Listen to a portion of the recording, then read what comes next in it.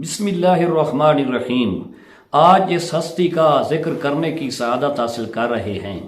انہیں حضرت سیدہ صاحبہ عالمہ عاملہ کاملہ صاحبہ عابدہ زاہدہ محدثہ فقیہہ طاہرہ عابدہ ساجدہ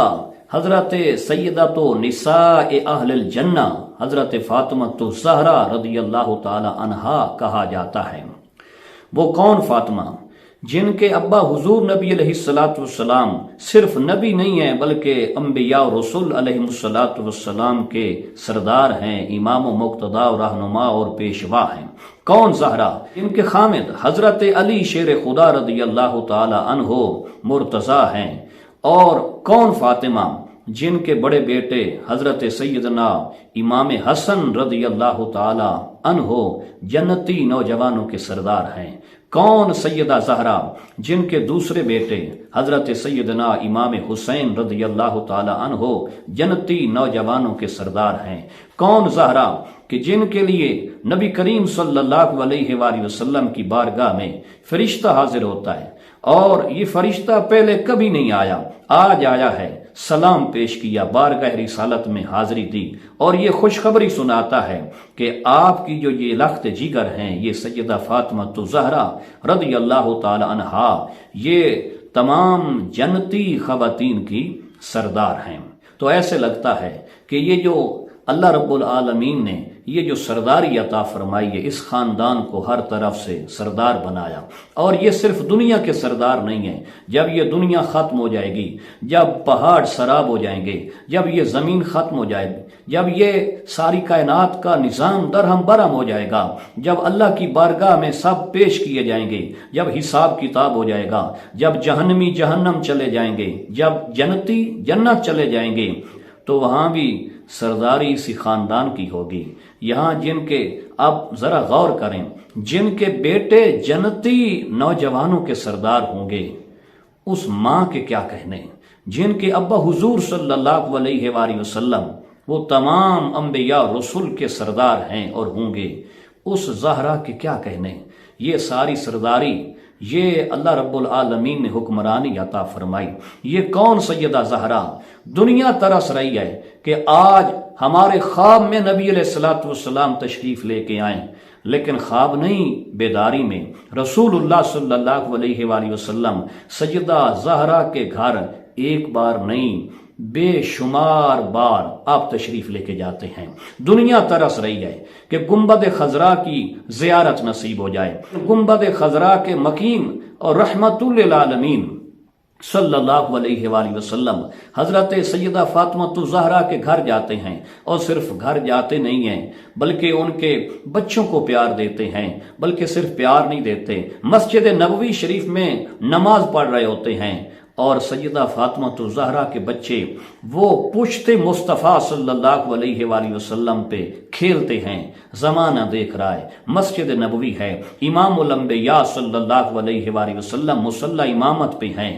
آپ تو مصلی امامت پہ ہیں، لیکن اس مصلی امامت پہ کھڑے ہونے والے نبی کریم صلی اللہ علیہ وآلہ وسلم کی پشت پہ کون ہیں؟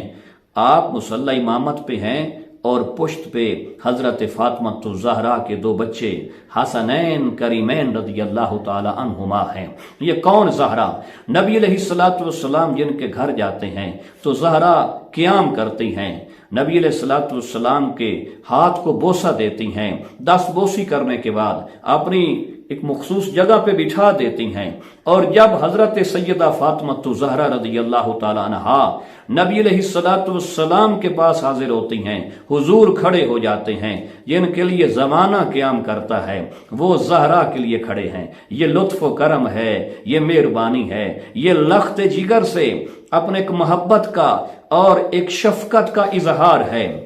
جن کے لیے یہ ساری چیزیں، کیا حیوان، کیا انسان، کیا چرند پرند، ہر چیز کھڑی ہے تعظیم مصطفیٰ کے لیے، ہر چیز قیام کرتی ہے توقیر مصطفیٰ کے لیے۔ لیکن مصطفیٰ کریم علیہ الصلوۃ والسلام اپنی بیٹی کے لیے کھڑے ہو جاتے ہیں، اور جس طرح وہ کھڑی ہوتی ہیں سرکار بھی کھڑے ہو جاتے ہیں، اور جس طرح حضرت سیدہ فاطمہ الزہرا نبی علیہ الصلوۃ والسلام کی دستبوسی کرتی ہیں، اسی طرح نبی علیہ الصلوۃ والسلام بھی اپنی لخت جگر کے ہاتھ کو چومتے ہیں، بوسہ دیتے ہیں، اور جس طرح وہ اپنی ایک خاص جگہ پہ بٹھاتی ہیں، اسی طرح نبی علیہ الصلوۃ والسلام بھی اپنی بیٹی کو اپنی خاص جگہ پہ بٹھاتے ہیں۔ کیا اکرام ہے، کیا شفقت ہے، کیا مہربانی ہے۔ یہ کون سیدہ زہرا؟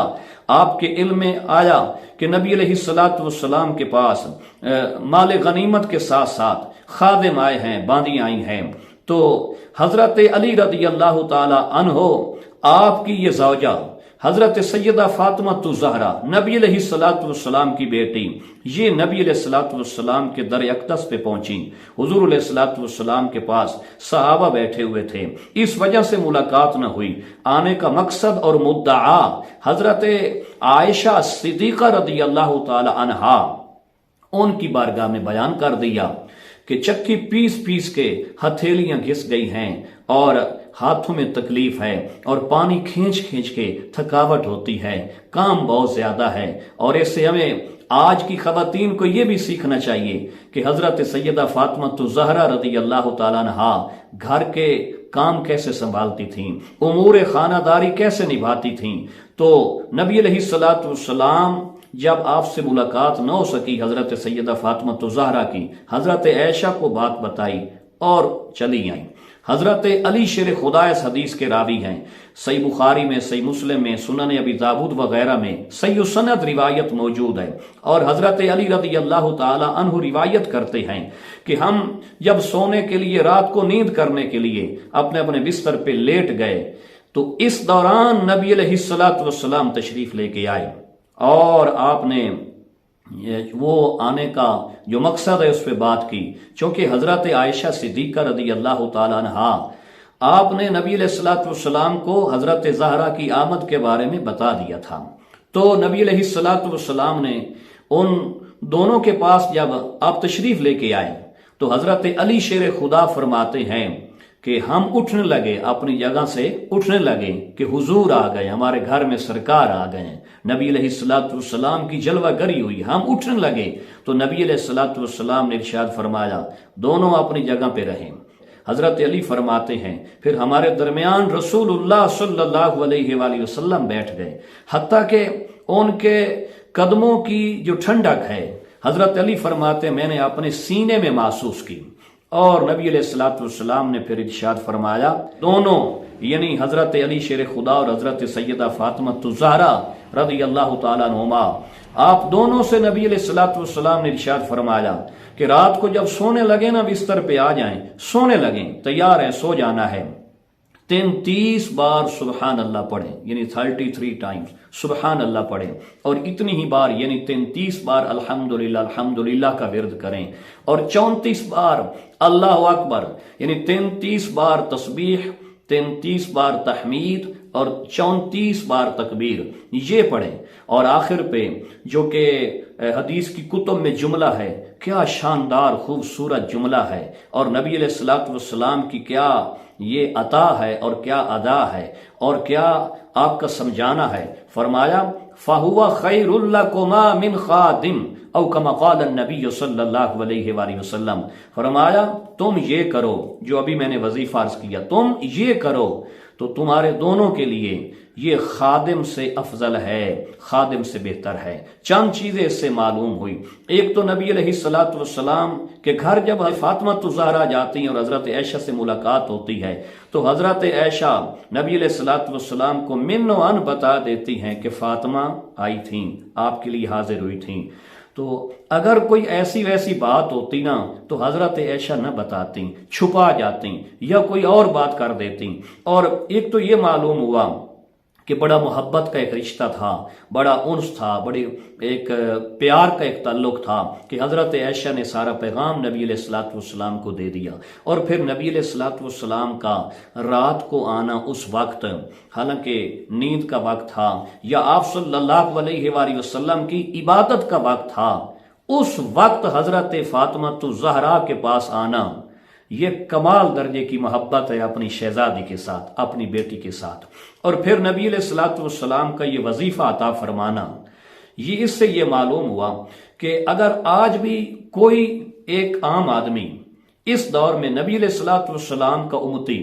اپنی بیٹی کو اگر کوئی چیز دیتا ہے تو اپنے طور پہ وہ بہترین چیز دیتا ہے، جو اس کی نگاہ میں قیمتی چیز ہوتی ہے، گراں قدر چیز ہوتی ہے، وہ دیتا ہے۔ اور پھر نبی علیہ الصلوۃ والسلام اور دوسری طرف پیاری لخت جگر حضرت فاطمہ الزہرا جب آپ دینے لگے، آپ نے بھی کوئی عام چیز نہیں دی، بہترین چیز دی ہے۔ اور نبی علیہ الصلوۃ والسلام کی بے نگاہ ناز میں، آپ صلی اللہ علیہ وآلہ وسلم کی نگاہ مبارکہ میں جو بہترین چیز تھی، وہ اگرچہ خادم اپنی جگہ پہ اس کی افادیت ہے، ضرورت ہے، اس کی اپنی جگہ پہ ظاہر ہے کہ ایک سہولت ہے، لیکن خادم سے افضل نبی علیہ الصلوۃ والسلام کی نگاہ میں جو زہرا کے لیے قیمتی چیز تھی، وہ اللہ کا ذکر تھا، وہ سبحان اللہ کا پڑھنا تھا، وہ الحمدللہ کا پڑھنا تھا، وہ اللہ اکبر کا وظیفہ تھا۔ تو اس سے یہ بھی معلوم ہوا کہ نبی کریم صلی اللہ علیہ وآلہ وسلم نے یہ جو نسخہ دیا ہے، یہ اپنی جگہ پہ تا قیامت مؤثر ہے، یہ اپنی جگہ پہ تا قیامت اپنے اثرات، فوائد و ثمرات رکھتا ہے۔ تو تھکاوٹ، یعنی گئے تھے چکی چلاتے چلاتے تھکاوٹ ہوتی ہے، پانی کھینچتے کھینچتے تھکاوٹ ہوتی ہے، ہتھیلیاں گھس جاتی ہیں، ہاتھوں میں چھالے پڑ جاتے ہیں، تکلیف ہوتی ہے، اذیت ہوتی ہے، تو رسول اللہ علیہ الصلوۃ والسلام نے آگے نسخہ کون سا دے دیا ہے؟ وہ خادم نہیں دیا، باندی نہیں دی، بلکہ ذکر اللہ کا وہ نسخہ عطا فرمایا، وہ وظیفہ عطا فرمایا۔ تو اس سے معلوم ہوا کہ یہ دنیاوی جو سہولتیں ہیں، آسائش ہیں، اور دنیا کی جو ضرورتیں ہیں، ان کا پورا کرنا اور تن آسانی سے زندگی بسر کرنا، اس کی اپنی جگہ اہمیت ہے، افادیت ہے اور نتائج و ثمرات ہیں، لیکن جو نبی علیہ الصلوۃ والسلام نے اپنی شہزادی کو جو وظیفہ عطا فرمایا ہے، اس وظیفے جیسا کوئی نہیں، یاد الہی کا کوئی چیز مقابلہ نہیں کر سکتی۔ پھر ایسی کوئی روایت نہیں ملتی کہ بعد میں حضرت علی و فاطمہ رضی اللہ تعالیٰ عنہما نے نبی علیہ الصلوۃ والسلام سے کبھی اس ضمن میں کسی باندی کی، نوکر کی، کسی غلام کی آپ نے کوئی تمنا کی ہو، یا آپ نے کبھی کوئی مطالبہ کیا ہو، ڈیمانڈ کی ہو، بس اسی پہ اکتفا کیا۔ سرکار کی نگاہ میں جو قیمتی چیز تھی نا، وہ سرکار نے عطا فرما دی۔ تو یہ ایک تھکاوٹ اتارنے کا بہترین نسخہ ہے۔ یہ حضرت سیدہ فاطمہ الزہرا رضی اللہ تعالی عنہا، آپ کو چونکہ نبی علیہ الصلوۃ والسلام نے یہ وظیفہ عطا فرمایا، یہ تسبیح عطا فرمائی، تو اسے آج بھی تسبیح فاطمہ کہا جاتا ہے، حضرت سیدہ فاطمہ الزہرا والی تسبیح۔ ان نفوس قدسیہ کے توسط سے اور توسل سے ہمیں بارگاہ خداوندی میں دعا کرنی چاہیے کہ یا اللہ ہمیں بھی اس پہ عمل پیرا ہونے کی توفیق عطا فرما۔ آخر نبیوں کے سردار نے اپنی بیٹی کو، اپنے داماد کو، صحابی حضرت علی کو اور اپنی لخت جگر کو یہ جو چیز دی ہے، یہ قیمتی ہے، یہ مؤثر ہے، تو عطا فرمائی ہے۔ اللہ ہمیں بھی اس پہ عمل پیرا ہونے کی توفیق عطا فرمائے۔